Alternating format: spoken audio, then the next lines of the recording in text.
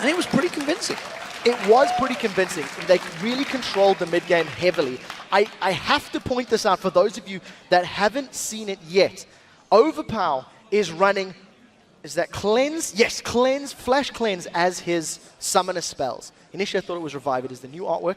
And I think that's because of the immense CC. Single target Renekton, single target Elise, single target stun there from Anivia. And that's going to allow him just to continue focusing down and putting damage out once these hard CCs start coming in.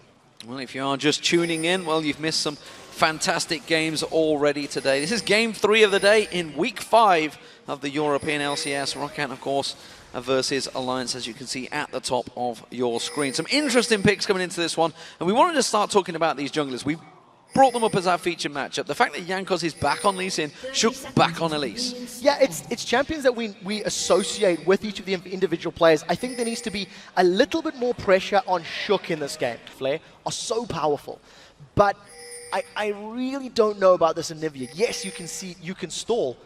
Can you stall more effectively than Ziggs or Gragas? I'm not sure, and it remains to be seen. We're about to see whether or not it actually works, as we are back on the Rift. Well, we're just waiting to get things underway. No action early on. It doesn't seem that anyone's going to go aggressive. Of course, we did see a couple of aggressions early on, but in previous games at the moment, they are certainly taking their time. So, let's go through these lane matchups. It doesn't seem that we're going to have any lane changes. We just saw that in the previous matchup. Of course, SK Gaming trying to pull off fast one. It didn't quite work out for them. They were reacted to, but it doesn't look like even teams want to do this. So I think in terms of the lane matchups, the obvious ones is that Trundle is going to have a difficult time against Renekton. This is something we've talked about excessively. Renekton is a lane bully. He's going to be able to beat Trundle until Trundle gets levels and items. In the mid lane, Overpower versus Froggen, I think until they get 6 is going to be a bit of a farm fest. This bottom lane, however, that's the threat for Alliance. Because of the range of Vander and Seliva's Caitlyn and Morgana, it means Tabs and Nif are always going to be on the defensive foot, always going to be waiting for Roccat to push them, and until Nif gets level 3, level 4, or even level 6, they can't really all in with the actual threat of getting kills. Yeah, I mean, obviously, last time we saw Vander playing Morgana, it worked out very successfully, and they just keep catching those Dark Binders on Tabs, followed by the Piltover Peacemaker with Seliva.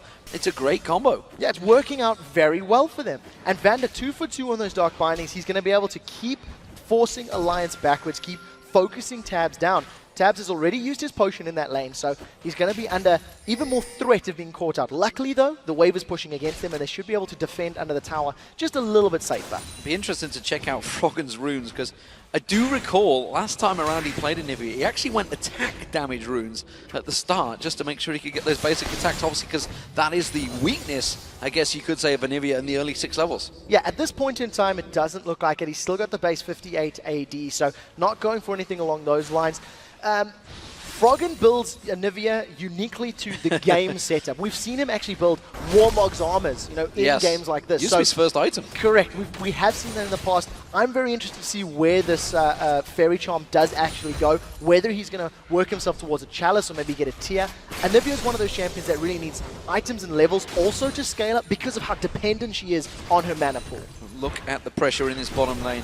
Double the CS almost already by Seliva, really putting pressure on this bottom lane. Yeah, and it's going to continue this way until Nif gets level 6, until Nif gets the ability to all in and actually get kills, or Shook comes to gank. Seliva and Vander will continue to focus down this wave, shoving it up as much as they can.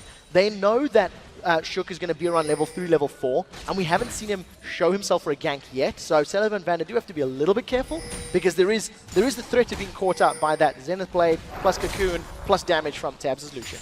And let's talk about the coin, because Vander's starting off a little bit different here from the standard. We're obviously so used to seeing the Doran's Blade starts these days in Europe that we generally just suddenly realize, oh wait, he's gone for the coin. Yeah, it's such a safe lane for Vander. He's not at threat of being poked down. He outranges Leona, Caitlyn outranges Lucian, and because they know that they're going to keep Tabs and Nif down, he's just going to start that GP10 earlier, start building himself up towards a stronger mid-game. And I think it's very smart itemization. We've heard how in the past, in actual fact, it was the Roccat guys saying how they could afford to go for the Relic Shield as opening item because they weren't a threat. They didn't need the stats of those Dorans. Well, both junglers have returned to base. They're coming back out. They're both picking up that Spirit Stone. I don't know. I think it's a new item I just made up. They also went for the boots, of course, and a ward. So we'll see whether they go aggressive. These are two aggressive champions. They're already up to level 4. No early ganks from either of them yet. They missed that sort of double buff gank window. And I think it's a testament to the tension right now. With the exception of this Tabs versus Nif lane, they have caught Celiva. I think that was Nif just trying to actually get the minions down low enough and suddenly piled onto Celiva. I'm not sure whether he intentionally went for that one. It was just a case of, I'm going to get the minions down. Oh, I've caught this one. Something that's very important to note is how quickly Vander got that black shield down. If Vander's able to get that on Celiva very quickly, he can actually avoid the Shield of Daybreak stun. And that will be very important for Celiva to either back away, get out cleanly, and also continue replying with damage. Well, Jankos is the first to try and visit one of the lanes, and it seems they're going to try and 3-stack it here. They did just capture Piltover and Dark Binding onto Nif, and they realized obviously the AD carry had backed away Tabs. You can see he's got that Vampiric Scepter, so they're going to try and push this lane as quick as possible, but you see Tabs, he's reacted fast enough. Yeah, whenever you've got an AD carry like Caitlyn on your team, and you've got that very big range disparity against your opponents, you can afford to try and force this tower down. Remember, the bottom lane towers are weaker than the other lanes, so it gives you an advantage if you can get it. Didn't work out on this wave, but that tower is incredibly low. So if Celiva and Vander keep that focused attention up, the tower will drop soon. Well, Jankos has done enough. Meanwhile, in the mid lane, we see the level 6 being reached by both Overpow and Froggen himself. He start clearing those waves, but you see Overpow. We've seen him on Kayle before. Everybody knows what he can do on this champion. We saw it, Ninjas in Pajamas, who will be playing tomorrow, by the way, right here in Cologne, Germany. They have certainly seen firsthand what Overpow can do on this Kayle, and it's not a pretty sight if he gets going. Yeah, not a pretty sight for everyone else. For Overpow and Roccat, it's a beautiful sight. Yes. And I think just highlighting Froggen right now, he's hit level 6, hasn't put any points into Crystallize. And I think both the champions of Kayle and Anivia need to hit item thresholds before they can really insta-give people. If Froggen's able to get a good sort of Flash Frost plus the Glacial Storm using, get that sort of double damage down, he can kill squishies, but it's going to be very dependent on landing those stuns from his Flash Frost. And of course, with Shuk on Elise, he would love to have that blue buff himself, but of course we'll gift it across to Froggen. It is going to be similar, but Jankos, well, he's not too worried about the blue buff, that's for sure. Doesn't really need it for the cooldowns too much. Doesn't need it yet. And the reason I say that, as a team, Roccat love to invade and challenge for blue buffs. They love to fight your opponent's blue buff and pick fights around that area, get vision control and challenge for it. And against a mid lane champion like Anivia, there's going to be added emphasis for Roccat to gain control of that area of the map. Not only will it help them with Dragon, but it'll help them prevent Froggen getting more powerful early on. We should also mention this is 4.1 still, by the way, ladies and gentlemen. 4.1. So Kayle still very strong in this champion. Still very strong in 4.2, let's be fair, but not the ability power 1.0 Q that Deficios love to mention, and probably the reason he got nerfed. Yeah, his fault indeed for everyone out there that's wondering why it happened. We do see a quick trade between Xaxus and Wicked, and as we've talked about, Trundle losing to Renekton early on. It's only about an 11 CS difference right now, which isn't the strongest. What Wicked needs to do is get himself either a kill or get a lot of damage on that tower to really make that CS lead count. If it's only a minute CS lead by the 15-20 minute mark when the team fights start happening and Xaxus starts teleporting around the map, it's going to be irrelevant that you had that strong early game and you didn't take advantage of it. Well, speaking of those top laners, let's touch on the fact that obviously Xaxus has got the teleport. This is something he's run a number of times, has just teleported back towards the top, so it's going to actually be going to be on cooldown for quite a while, so don't expect any Dragon Sight anytime soon. Wicked didn't go for that, so what are we thinking here? I mean, because Xaxus, we've seen him split pushing like a hero so many times for Roccat already in the LCS. Is Wicked just going to have to sit and fight in the whole way, or is he going to be able to maneuver for his team? They've got slightly different roles, I feel. When you pick a Trundle into a game, it's to be somewhat of a tank killer, steal those stats away, as well as be a high utility damage-soaking force in team fights. Throw those pillars down, get your frozen domain, really run circles around your enemies. When you play Renekton, on the other hand, you tend to be a little bit more kill-centric. You can see the Tiamat has already been picked up with the Ignite as well. If Wicked can get to Celiva, get to the backline and kill him, he's done his job. Xaxus, on the other hand, he's going to fulfill a different purpose. He has to interrupt Alliance, make their lives difficult, and get in the way of Alliance's abilities. You can see already Wicked just testing the waters there with that Tiamat on Xaxus. I was just realizing he picked it up and suddenly steps away a little bit. And that chain vest, he should be perfectly fine in that matchup so far. We haven't seen a great deal of action across any of the lanes so far, despite the fact, like we mentioned, two very aggressive junglers they haven't gone for the kills. They haven't gone to the top. They did once make an appearance down the bottom, but that is about it. Both teams happy to farm it out. I think they're both playing for the late game, and this is, in my opinion, favoring Roccat. I feel like Rockat's comp is going to scale a little bit more. You know, we're looking at these items, looking at the slower laning phase. You touched on the fact Tiamat has been picked up by Wicked. We see the makings of what appears to be a Bilgewater Cutlass for Xaxis. When we've seen Blade of the Rune King's been picked up on Trundle. Oh, they've caught out Celiva. They're going straight in towards him, but Celiva immediately, like you mentioned, Vander, that Black Shield so fast on towards him. Very quick reactions, and it's kind of what we've come to expect from Vander. Really one of the highlights, one of the top support players that has joined the league this season. Yeah, one of the things that Alliance need to be careful of, Celiva's working with a BF sword to the Vamp Scepter of Tabs. So just in terms of raw auto attack damage, the advantage is definitely in favor of Celiva. He throws down the ace in the hole once again just to try to get some lane control. They dive on Vander. Going back on towards him, Nif just trying to cause himself a problem there. Is that Shield of Daybreak, like you mentioned, on Vander. Do manage to get the stun out on this time, but instead, Celiva trading with Tabs. The aggression's starting to come out here from Alliance. This is Nif hitting level 7. Notice now how Celiva and Vander are playing this lane. They're a lot more defensive. They're sitting at their tower because they actually can't afford to get caught out. If Nif gets a good chain of CC down and the culling catches on Celiva, he will die. Culling being physical damage, Black Shield's not going to block it, and Vander's not going to offer a whole lot in the way of, you know, preventing the burst from killing his AD carry. He's also lacking boots, which is why he's about to back off and bite. The speed was with Alliance. Warding on towards the Dragon here. This could be a start off for Alliance. They may be maneuvering for position here. They spotted Celiva going back. Now we'll see how quickly they can take this one down with the help of Elise and his Spiderlings. They should be very efficient. Froggen is most likely going to throw down that Glacial Storm. And that's a very good call from Alliance. They knew the teleports had been used. Xaxis had used it in the top lane. They knew that the Rockat's bottom lane was backing. And that was just a great, decisive in-game leadership call. Fast calls, and that's something that worked out very well for Alliance last week. However, it has been hit and miss between the two. Jankos going for the early, the little invade there, getting that ward down, so he's getting coverage of that top lane. That's maybe going to start signaling a gank on this top lane. Well, we'll see what Jankos can do. Wicked has gone in, does have his flash and dominance. Here comes Jankos from the side. Look for the Sonic Wave. Is he going to go towards it? No. Wicked dodging that one pretty quickly with the slice. Yeah, so we looked at the Sonic Wave. It was pretty, but it didn't connect. So unfortunately, Jankos needs to back away. He didn't have a ward to throw down either, so that sort of insect maneuver of jumping in front of your target and kicking back didn't happen. That's the first attempt I feel we've actually seen in lane from either Jankos and Shook. And I think in that regard, Shook's doing very well. He hasn't given anything up. He hasn't necessarily helped gain anything, but Elise is going to do much better. They've caught Celiva. Going Solar Flare straight on towards Celiva. They do get the lockup. There's going to be Shield to Daybreak. He's going to be caught very low, but it's not enough damage to follow through there. Tabs just wasn't close enough. And very importantly, Vander actually threw that Dark Binding past Nif to try catch Tabs out. I think if Tabs had been 1 or 2 steps further, it may actually have caught him out.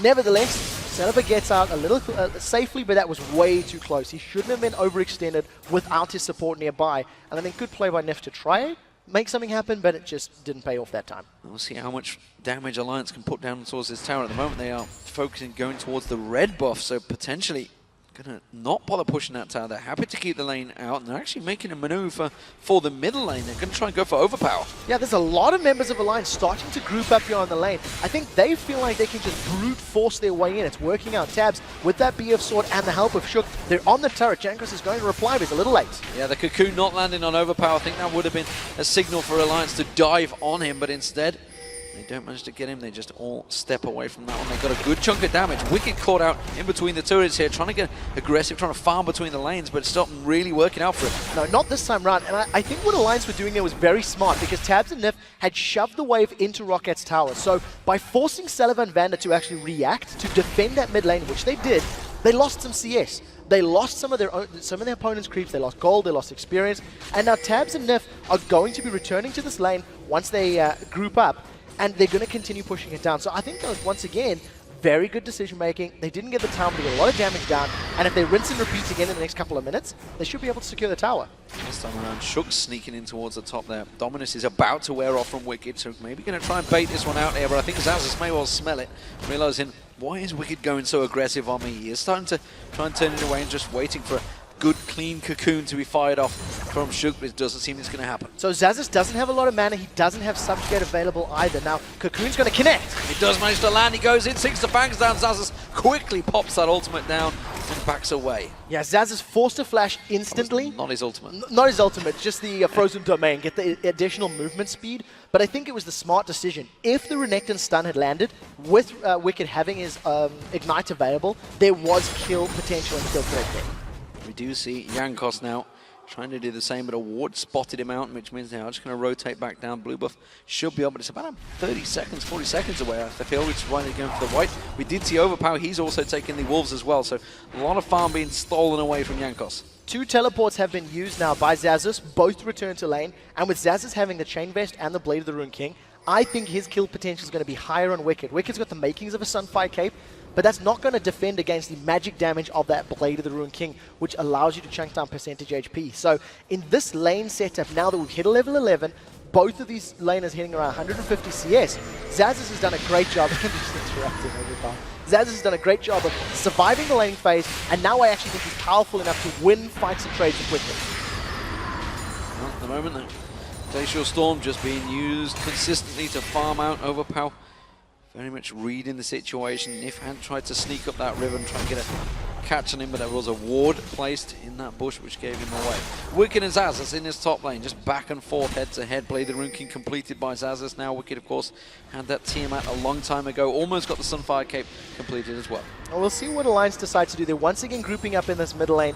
We do see that Celiva is heavily pushing that bottom lane, taking that side lane farm, and this should result in a time if they stick around. But Alliance playing it very, very safe. They don't want to get caught out by a potential engage by either Shook or Vander. They had no idea where Shook was at that instance. Well, that was the second time they've Froggen ready and waiting in this bush. This time around they could go for it. This is going to have the help though. Jankos, he's coming up there. Are they going to have enough damage on towards Xaxus? They're going to take him low. Hasn't got that ultimate, and he just easy kill. First blood for Froggen on Anivia. Landed absolutely every ability. I actually think Wicked played that one perfectly. He waited for the Subjugate to come down from Xaxus.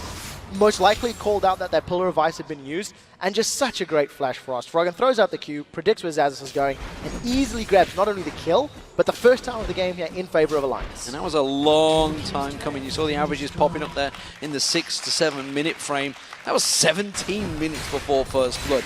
What are they going to do with it? Both teams have farmed up heavily. The fact that they're just leaving the lane phase is now at 150 plus CS. This is going to be a slow one. Maybe it's going to transition very quickly, though. I think it's going to be very explosive once they start fighting around Dragon. You see, Overpower is already dueling Nif, gets 2 or 3 auto attacks down and makes him lose 50% of his HP. Had a Dark Binding connected or the Sonic Wave, that could have been a kill, which could result in the tower. So the potential for explosive action is very high now that all of these champions have hit a nice power threshold. Everybody's starting to hit level 10 to 12. Starting to come into there. Froggen back in that mid lane. Hasn't got blue buff available this time around, so that mana will be churning down. And as you can see, he's building ready for it. Has switched over, though. He was going towards that Fiend, or maybe just picked up the challenge for that extra mana. Who knows? He has gone for that needlessly large rod after getting that kill in the top. Alliance are now trying to secure this blue buff. Look at how many members Alliance need to pull back. They realize Roccat wants to challenge. The stun connect! Stun catches on towards it. Vander and Jankos both got out there. Solar Flare comes in. The Culling not really catching too heavily on Jankos. The Ignite was burning on him. Celiva using that 90 caliber net and the ace in the hole on Froggen, and that's just going to keep Alliance at bay. Such an important Pillar of Ice there from Xaxus, preventing the rest of Alliance from chasing. Now Roccat are trying to back away and heal. They've lost so much HP in Alliance, it looks like they've caught Overpower. Froggen's turned into an egg. He's going to get Overpowered down though. Xaxus is in trouble. He's going to get dropped down here. Wicked will one more cleave. They're going to try and gift it across. It's Shook that will take it. Alliance get 2 kills out of that one. Overpower stuck around when I don't think he should have. Jankos was too low to fight, as was Vander, and they were recalling. They were backing away. Alliance responded well. Peeled away from the dragon, got themselves some kills, and now they should be able to secure this dragon. And it's a super not this time. I tried to get that Piltover Peacemaker steal, not going to work out. Middle turret also going down. That's a big chunk of objectives being picked up by Alliance there. A lot of kills all going their way, as well as that dragon and that tower. And of course, Wicked does manage to get back into that top lane, so they don't even have that top tower trade for the dragon. No, not at all. And Alliance have just strung together. That's their second dragon of the game. They got themselves a tower and they got themselves a couple of kills. And if you look where the kills are situated, it is on Shook's Elise, Froggen's Anivia, and Tabs' Lucian, which is the carries you really want. Elise is going to scale so well with some kills and some gold. Got the makings of that Haunting Guise being completed as well. And I think Alliance just played that very well. They grouped around blue, realized that Roccat may want to go blue or dragon, didn't let them do it, and then picked the fight which they won. And it's interesting to see how this top lane continues to go. Xaxus versus Wicked, because you remember, Xaxus chose to go for Trundle. He had Renekton available to him, went for Trundle. So at the moment, not really working out too well for him. Has had 2 deaths, been dived on that tower, of course, in the top and down at the Dragon. So I think it was a calculated decision in that Trundle is going to become more and more relevant, more and more pertinent as this game goes on. And seeing now Nip a little bit in trouble. Here comes Overpower as well. Does manage to pop his shield. He is going to get kicked back into Overpower. Now he's in trouble. Solar Flare going down. Flashes away from it. Jankos follows through nicely. Is he going to get covered off in time? He gets stunned out there. If safe, Jankos has to get away. Intervention used by Overpower. Dark Binding catches on towards Tabs, but nothing will follow. Very good reply there from Alliance. Froggen once again showing his mastery of Anivia, landing that Flash Frost from through the wall. That stunned Jankos up, saved Nif's life, and he manages to get away. They trade a couple of summoner spells, but as again, we're seeing Alliance being at the right place at the right time and responding as a team, which I think is very crucial to highlight. And this is interesting because we really haven't seen Anivia for a very long time in League of Legends, let alone 2014 season, up against the Kayle, and it seems to be working well. Kayle is not going to get start farming, it seems. Obviously, Froggen's going to be doing the same. You can see both giant numbers, 200 CS already, 21 minute mark. I'm going to go, now that I've been thinking about the matchup and seeing how this is playing out, I'm going to actually call Anivia somewhat of a soft counter to Kayle. And my reasoning for this is fairly simple. Kayle needs to be in range to auto-attack you. Yes, she has some ranged abilities. Anivia can throw down the Glacial Storm ultimate and back away. Kayle needs to either go through that, which slows you down, or go around it, which means not in range, not going to be able to attack you. And if you are in great threat, you can just use your Crystallized Wall. Put it down. Kayle, when she's coming at you, comes in a very linear direction, which makes it easier to land your Q for Anivia and get the stun. So I think it's smart play from Froggen to make that work. Shook making his way down towards his bottom lane. We'll see whether he goes for anything here. Actually, they're going to try and go aggressive for Nif. That may well have backfired on Roccat, actually, there. I think whether Nif was going to try and set that one up. He's going to pop that wall down. They catch a glimpse of it, and suddenly Roccat realized the dangerous situation they are in. 4 members of Alliance now in this bottom lane. Alliance are making it clear they want towers, and now they want Celiva. They're going to get on towards him, and they haven't quite got enough damage, and now Shook's tanking out that turret. Does repel away. He's going to drop back straight back into the same situation. Wicked comes around the backside of them onto Vander. Can they chase in towards it? Vander pops his ultimate, and Wicked just shrugs it off and walks away. Dark Binding catches, but now Vander caught out by that wall. Culling coming through, not quite catching the back of them. And Alliance, well, they take the tower down, but no one goes with it. Yeah, but a Dragon's Rage kick was used there by Jankos just defensively against Alliance. They secure themselves a tower. They've got an HP and an ultimate advantage now, so they're going to start sieging. Froggen's caught out, so the rest of Alliance are on the tower. Going aggressive on Wicked as well on the tower. Jankos takes a big burst of damage there. Sullivan trying to catch on towards it. Tab's taken very low, but they just don't have enough. Xaxus comes around the backside. Finally, they're going to turn this one around. Roccat on towards Nif. Nif in all sorts of trouble. He's going to get locked down. That's another kill for Roccat. They're going to keep on chasing. Vander, if he lands his Dark Bindings, almost certainly will be another death for him. He's going to throw it out. No, tries to throw it blind. He doesn't catch it out. Froggen turns it around, pops Sullivan where he stands, and now Xaxus in trouble. The Cocoon flashed away at the last second. Great pillar of ice, and that will be Roccat backing away. Both teams making similar sort of mistakes. Alliance had vision in and around the red buff, but they didn't react to Xaxus until it was too late. As Alliance were backing away, Tabs was too far forward, got caught out by too much poke from Roccat and damage, which allowed Xaxus to kill him. And then Roccat, as you mentioned, feeling that if a Dark Binding were to connect, they could get a kill. Take a look at this. Teleport actually comes in from behind. That is why Alliance didn't react till it was too late. Xaxus completely cutting them off. Tabs just too far forward, and I believe that was a subjugate landing the last tick of damage, actually. A great intervention from Roccat, but that was the power of that teleport. It's the 3rd time we've seen it being used by Xaxus. He comes in from behind the whole Alliance team, and that was why Alliance didn't react in time. I think they may have even forgotten it was there or could be used. So, where does this take us? It's a 3,000 gold differential currently with Alliance in the lead. They have that extra tower taken down as we approach the 25-minute mark. Dragon will be up in 50 seconds, and they're starting to ward out Baron. I want to point out something. Not only has Froggen picked Anivia for the first time in the 2014 season, he's grabbed himself a Scrying Orb as well. He's going to be able to have that ability to scan out either buffs or objectives. And I love this item pickup, especially for teams that are playing heavy invades and playing heavily aggressive. It prevents you doing a blind face check. So we'll see how it works out for him. He has yet to use that ability as it's still winding up. And we'll see how it works for Alliance and for Froggen. Well, that Guardian Angel also picked up as the 3rd item for Wicked. The first one of the game so far. Lichbane was completed by Overpower a while ago. Nash's Tooth, of course, that was his first item completed, so starting to build up that power now on Overpower. They are just collapsing on towards that dragon. Now, one thing I do want to talk about as the dragon's being started, both of these teams have done phenomenal with wards this entire game. The minimap has been littered. Alliance, they've decided they want dragon. Roccat have decided they can siege down the tower. I think mostly I prefer the trade for Roccat as they secure the last outer turret and it gives them a way into Alliance's jungle, but Alliance complete dragon control, 3 for 3. It's a trade that both seemed happy with. Nobody really wanted to defend off the other, but Alliance are going to try and shove straight down this mid lane now. They've caught Roccat a little bit out of position here. A little bit. This is very out of position. Roccat are not going to be able to respond. If Vander comes in from behind, Soul Shackles is available. Look at that. The Dragon's Rage kick was just used to interrupt the lines, but it's not going to matter. Actually used it on Wicked.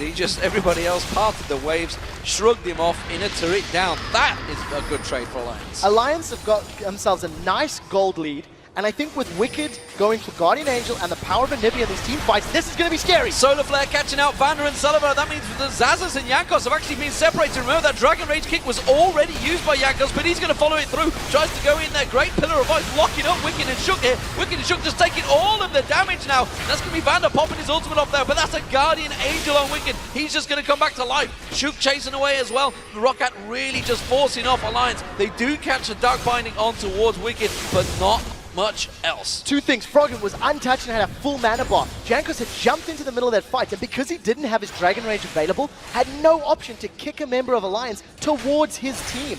You highlighted how important that Pillar of Ice was. It locked up Alliance in that area, but again, the zone control and the damage that Anivia offers prevented the rest of Roccat from getting in. You've got a melee Trundle, melee Lee Sin that has to get through all of Anivia's slow, all of Anivia's walls, and it just simply wasn't capable there for Roccat. They couldn't pull it off. They did get that Guardian Angel down. It will have a fairly long timer, but honestly, 27 minutes in, I don't think that's too much of a problem. Oh, Overpower choosing to go the opposite direction there. Nearly got caught out by that stun and takes a burst of damage from Froggen, realizing just how much he can trade back and forth right now. And I think that is a perfect example of why I feel that this Anivia is a great soft counter to Kayle. Just gives you so much zone control. I don't know if I want to call it a hard counter, but the way Froggen's playing it, Overpower's had zero impact against him. He hasn't been able to 1v1 and hasn't been able to find kills. And as long as Froggen is keeping Overpower away from his team in his team fights, it's going to give Tabs and Shook and Wicked some more time to position and play the fight as they want to. No surprise, Vander keeps on landing those Dark Bindings. The amount of death sentence he lands on Thresh, it's not a surprise he can land the skill shot once again, although sadly, not a lot of follow-up on it so far. Of course, he's not flinging himself in there this time around. Let's see how he builds that, because at the moment he has completed that talisman now with that Boots of Mobility. We'll see where he goes from here with that. Yeah, he's got the Kindle Gem as well, so additional CDR and HP. And I love the way, you know, Vander's not afraid to play these slightly different support champions, but I want to see how he itemizes. In terms of the rest of the lanes, you have Randy and Zoman as well as that Haunting guys already completed from Shook. In comparison, Jankos is only working with that Locket of the Iron Solari, so he's quite a bit behind in terms of raw survivability as well as tankiness. However, if he gets a good Locket off, that can help against the burst that Froggen's putting down, but ideally Roccat don't want to be grouped up against that AoE damage. Tabs could be in trouble. He's in a lot of trouble here. It's going to be Overpower coming around. Not a lot Tabs can do about it. He can flash away. He's going to turn the Cullet, but in comes Nif. In comes Shook. In comes Froggen. Everybody piling on to Jankos, and he gets dropped. Now Overpower's going to be chasing there. Shook, can he land the Cocoon? Will he spit out that poison? Froggen caught with a brilliant Dark Bind in the game from Brander, and that just in the tower range. Now we do see Xaxus has been split pushing himself. He's pushed the wave all the way up to the top. They've dived! They've dived on towards Overpower, but again, that Dark Shield rune job's doing his worth, and Vander does manage to keep them at bay. The stun comes out. Oh, Vander just sidestepping it. That is the inner turret in the top lane going down, though. The bottom lane, sorry. But there's now the inhibitor turret. What are you going to do, Xaxus? He's teleporting in, but it's too late. Yeah, there's nothing they can do. Tower drops, and Xaxus and Overpower trying to find something to do on the way out, but they can't catch members of Alliance. That was a very good combo. Xaxus and Vander, they're going to carry on chasing. The stun's got Vander. He's going to throw the Dark Binding out, but again, there's no follow-up. This time Overpower coming around the side, but he doesn't want a 5v1 this one. He does throw out the Q, lands it on towards Nif. Dark Binding goes onto Nif as well. Nif taking everything here, but his team just step up, cover him off. Intervention on Overpower, just about saving his skin. Vander going to follow through. Dark Binding will be back up in a moment, but he hasn't got the range anymore, and it's going to be Alliance that will back away. Pillar of Ice is available in just a moment, but again, great crowd control. Shook doing the job. Yeah, the Crystallize is going to throw them up, but look at the side. Overpower's going to be flanking. Overpower chase down, now Alliance are in trouble. This could be carnage, this could be an ace, and there's going to be Alliance in trouble. They're caught out in the bush. Look at the side here. That's going to be Nif locking him down. It is going to be one kill for Tabs. Can he get a second abandon? Yes, he can. It will be the death of him. Oh, will it? He's on towards him. Jankos locks on towards him. Froggen doing what he can to keep him at bay. I don't believe the wall comes in, but Celebar finally finishes it off. Froggen with no mana. He's just running for his life now. Can Jankos stop him down? Can they close him in? He does get to the tower safety. So they end up trading 4 for 2 in that extremely extended fight. Roccat lose 2 towers in that top lane, but are able to push Alliance back with fight all the way through that crowd control. You have to give props to Tabs. In that situation, he focused Overpower, got him down, knowing that the intervention wasn't available. Now with 3-man Roccat are going to try tank up this Baron and drop it. Froggen's going to should be able to get in range. Maybe, but I think Roccat can get this one. They've got Smite available. Froggen is heading straight for it. There is a ward spotting him off at the side there. They've got to be ready and waiting for it, but with that Smite available, you would assume that Lee Sin can lock it up. He will take it out there. Stun though straight away. Not going to be enough from Froggen. So Baron secured for Roccat. They now have a small edge in terms of the fighting. They've got statistical advantage, they've got the regen advantage, and that may help them out against those prolonged fights. During the course of that massive run from the inhibitor to the top lane, all of the members of Roccat ran out of energy, ran out of mana, and were running low on HP. If you rinse and repeat that, it's going to give them a massive advantage. Dragon has been started by Alliance. I don't know if Roccat can challenge it. Very far away for us. Got 3 members close enough. It's only going to be a dark behind him. Landed on Nif, and that will not follow through. Overpower sensing out Tabs there, but Tabs already backing off. So that is all for Dragon so far for Alliance. But of course, as you mentioned, that Baron going to Roccat. Let's see what they do with it. I think Roccat need to find a way to once again flank Alliance. You've seen how impactful it was in that previous fight. Overpower came in from the forest, the bush on his side, cutting into the lane and splitting Alliance up. He managed to cut across the blue buff area through the river, once again coming in behind the members of Alliance. And when Xaxus or Overpower can do that, split them up, get a lot of damage down, Alliance don't have a response. If you cast your minds back to the bottom lane fight, Xaxus teleport behind him and created such a ruckus that Alliance couldn't respond. That has to be the way Roccat pull themselves back, by winning a team fight and then getting objectives. Well, let's talk about both these AD carries, because they've got very similar builds. Of course, I'd say that was Trinity Force, Bloodthirster and Last Whisper. Meanwhile, Static Shield, Last Whisper and Bloodthirster for Celebar. Who is going to be the more stronger? Who is going to be stronger is the word I'm after come the end of the game. I actually think the longer the game goes, the more impact I feel that Celebar's Caitlyn will have because of her long range and the fact that she's a little bit safer than Tabs. However, Tabs is going to be a little bit better in those 1v1 situations. His kit and the range in his culling makes him very, very useful while he's backing out of a fight, while he's trying to siege down. These are actually very standard builds. And with Celebar now grabbing himself that Banshee's Veil, whereas Tabs is going to the Glass Cannon with another BF sword, the survivability that Celebar's now gained himself, he's going to avoid one of the stuns, avoid a cocoon, you know, he's not going to be instantly popped once Leona gets a Zenith Blade because he's going to have that shield to block one of those CCs. We'll see what develops in this one at the moment. Wicked and Tabs in his top lane. We do see Xaxus there, but he's already stepping away. As it is, Roccat haven't chosen to group up yet, even despite having this Baron buff for the last 2 minutes. I think Roccat are, well, first of all, they're playing from behind. They have to make up the goal difference, and you can do that by farming. In addition, they're scared of the 5v5 power of Alliance. No stun connects or no fights. I also want to highlight the fact that Zeke's Herald has been picked up by Vanda. He's going to give some additional lifesteal to the heavy auto-attack team of Kayle, Lee Sin, and Trundle. So once again, smart itemization making his overall teamfight presence felt even more by giving his team that aura. We see Overpower down this bottom lane, ready and waiting. Of course, remember they did take down that inner turret in the bottom lane. Xaxus did that solo, while the rest of Roccat were defending that top lane of their own, and they are starting to push on towards this inhibitor turret, maybe going to buy them time to that top inner. So Roccat are split pushing right now. They've got a 1-3-1 push in the top, mid, and bottom lanes, and because of the mobility of Kayle having that additional speed boost she can throw in herself, and the fact that Xaxus can teleport in, I'm expecting them to look for an opportunity, look for a fight, and then rely on Xaxus or Overpower to join the fight from the side to do that flanking maneuver we talked about. Look at how Overpower is now roaming into this mid lane, and Xaxus is being held off by Wicked. If they were to start a fight, a teleport from Xaxus would give Roccat the advantage if it were immediately to happen. Well, Roccat is not doing too well in the trade so far. He's already lost half his hit points as they keep going back and forward. That's why Tabs is going to go up there. Now they're going to try and trade on towards him. They're going in towards Zazas. Can they get him picked down? They're going to try and force the pressure. But while this is all happening, of course, the middle lane is now under pressure because that's where Roccat are going as well as that bottom lane. Yeah, the rest of Roccat need to respond to this. You can see Overpower moving to the mid lane. Dominus is not available from Wicked, so they get a lot of damage on that tower. But the moment that Wicked gets into vision from that red buff, Roccat back away. So this is a safe, smart siege. Keep in mind that their Baron buff has just worn out, so there's that additional regen is no longer there, and there is still, 3,000 gold done. I think realistically it's evened out. Wicked cannot stop that push from Zazas in the top lane. He's losing health, as you mentioned. He's already used Dominus to try and stay alive up there. Meanwhile, we see Jankos again tanking out that turret, buying time for Sullivan to keep on hitting. And so smart, he's standing right on top of that Yordle snap trap, so if anybody tries to commit to him, they will be locked up in CC, which will allow the rest of the team to react. Even though Jankos is caught, nobody from Alliance wants to commit. Froggen was not there, nor is Wicked. This is a very good position for Roccat to start split pushing, controlling the map, and then when the fight happens, allow Zazas or Overpower to join from the side.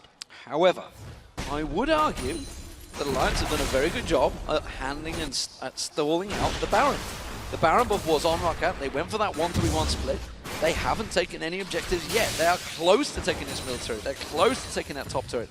But as of yet, they are holding ground. Yeah, I completely agree. The question is, how do they turn it around? Alliance need to grab either an all-in with a Leona Solar Flare or allow Shook and Froggen to try and find a pick. Get a stun down, try to pop somebody, and then repel Roccat. As it stands, Roccat are happy to continue sieging. They've got a lot of sustain. With that Zeke's Herald, as long as there's minions and monsters to auto-attack, they're going to be giving themselves lifesteal. And look at this. They've stolen the blue buff away from Alliance, completely uncontested. Yeah, and that's a big deal for Froggen on Nivea. He kind of needs that blue buff. Very mana hungry, so we're going to hold those extended sieges, but they have held off. Baron will be up in a minute, Dragon up in 40 seconds. Wicked, well, did just about enough to keep Zaz away from this top turret. Now, again, regenerating that hit points on Alliance. They're pushing out the wave very quickly. Alliance have to, because of the fact that their wave clear is very dependent on having Froggen alive at the tower. He can defend well. Tabs and Shook do a good job against the three members of Roccat, but we didn't see sort of an all-in fight. And we highlighted how impactful the Nivea pickup can be at stalling the game, getting you to late, defending those towers. If anybody knows how to stall games and get you to late on a Nivea, Froggen is the man. He's written the book on how to get to the 40, 50-minute matches, and that's where we find ourselves now. Yeah, it is going to be Baron vision that they're going to start fighting for. You can see Sullivan back in this mid lane with that static shift doing work. Banshee's Veil now picked up as well, so make sure he keeps those waves cleared and doesn't get caught out by Shook, who is trying to sneak around that side. So we do see that Froggen is still sitting with that Scrying Orb trinket. If I'm brutally honest, we haven't seen a super clear-cut case of it being more beneficial than having, say, a sweeping lane or a ward himself, but they've been defending, they've been sitting on the back line, waiting for that Baron to wear off, so it hasn't been needed. Now that Alliance is starting to roam around the map, we'll see how it gets used. It is available for Froggen to cast. Dragon is up, Baron is up. There are targets there it would be appropriate to use. Yeah, I was wondering whether Zazas was contemplating maybe soloing that Dragon down. He certainly could do, but instead chooses to make sure he's topped off with light. You see Overpower once again heading off towards that bottom lane. Ace in the hole used on Wicked really doesn't dent him too heavily. But they don't really have an answer to the split push here, because every time that you see Overpower going off to the side, who is now taking that Dragon now, by the way, this Dragon's going to be worth a lot of gold. Yeah, definitely. We're hitting a point in the game, I think all the champions are at max levels, around 1300 gold for your team.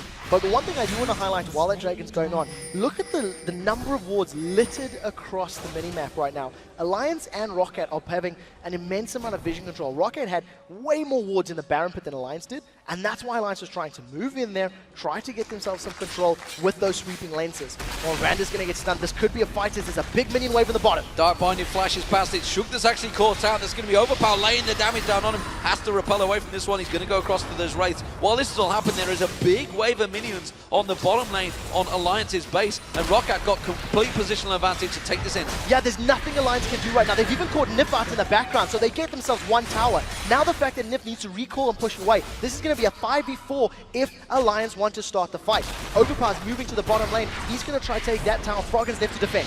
He's just going to get caught out, and again, that was a bit of damage. Sullivan taking every chance he can to shoot the towers, which is I absolutely love, because so often you see the AD carries not putting themselves in a tiniest position to get a hits on the tower. Instead, Alliance do push them out, but they lost that one in a turret as well as the Dragon. Now, something that we haven't necessarily touched on yet, which I think is important to note, with the combination of Trundle and Kale, when they get onto a target, they shred their defensive statistics. We do see Alliance. They realize they're in a powerful position. They want to start this Baron off. There's not enough members of Roccat to defend it. They've caught Xaxus! They're going onto Xaxus. Xaxus flashes away from that one. They're keeping on that Baron. Now they're going to try and peel, but Tab's taken low already. Look at the damage coming out from Xaxus. Overpower joins the party and just cleaves him down. Now they're going on towards Nif. Nif getting dropped like a sack of spuds. Shoot goes down as well, and now Ace in the Hole will finish the job on Nif. Now they're carrying on towards Wicked. Wicked's running away with that Dominus, but that's 3 easy kills in the Baron pit. This is now 5 versus 3. Roccat have set their sights on the inhibitor turret. There's nothing that Alliance can do. Froggen is going to have to pull off a godlike defense with this Anivia. He's not even in range to make this happen, and Roccat will grab themselves inhibitor turret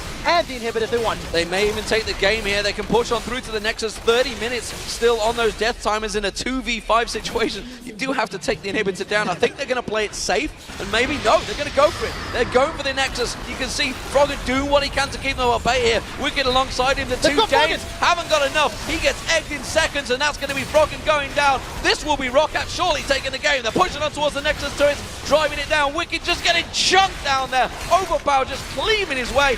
Nothing he can do. Guardian Angels doesn't survive, and he just pops up and dies instantly. Roccat will once again take the game over Alliance. I cannot understand the decision making from Alliance.